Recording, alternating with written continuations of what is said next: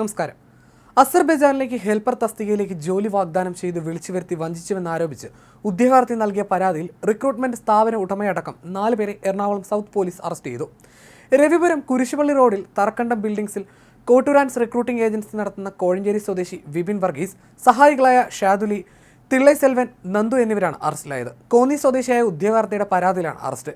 Emigration act 1983 10-24 വകുപ്പുകൾ കൂടി ചേർത്ത് എടുത്ത കേസിൽ 4 പേരെയും കോടതി റിമാൻഡ് ചെയ്തു. അസർബൈജാൻ അടക്കം വിദേശ രാജ്യങ്ങളിലേക്ക് റിക്രൂട്ട്മെന്റ് നടത്തി ഉദ്യോഗാർത്ഥികളിൽ നിന്ന് പണം തട്ടിയ കേസിൽ അറസ്റ്റിലായ വലിയൊരു തട്ടിപ്പ് സംഘത്തിന്റെ കണ്ണിയാണ് ഇവരെന്ന് പോലീസിന് വിവരം ലഭിച്ചു. നേരത്തെ സമാന തട്ടിപ്പ് നടത്തിയതിന് മൂവാറ്റുപുഴ, കാലടി എന്നീ സ്റ്റേഷനുകളിലടക്കം രജിസ്റ്റർ ചെയ്ത കേസുകളിൽ പ്രതികളായിട്ടുള്ള ആദം ജോൺ, സത്യജ ശങ്കർ, മേരി സാബു, ജോസഫ് ജോഗി എന്നിവരുടെ സംഘത്തിൽപ്പെട്ടവരാണ് വിപിൻ വർഗീസും സഹായികളുമെന്നാണ് വിവരം. ഈ പ്രതികൾ നേരത്തെ സമാന കേസുകളിൽ അറസ്റ്റിലായപ്പോൾ ജാമ്യത്തിൽ ഇറക്കാൻ ചെന്നത് വിപിൻ വർഗീസ് ആയിരുന്നുവെന്നും പോലീസിന് വിവരം ലഭിച്ചു. മഹാരാഷ്ട്ര സ്വദേശി കിഷോർ ചൗധരിയാണ് ജോലി തട്ടിപ്പിന്റെ മുഖ്യ സൂത്രധാരൻ. ഇയാളെ കാലടി പോലീസ് മുംബൈയിൽ എത്തി സാഹസികമായി കീഴടക്കിയായിരുന്നു.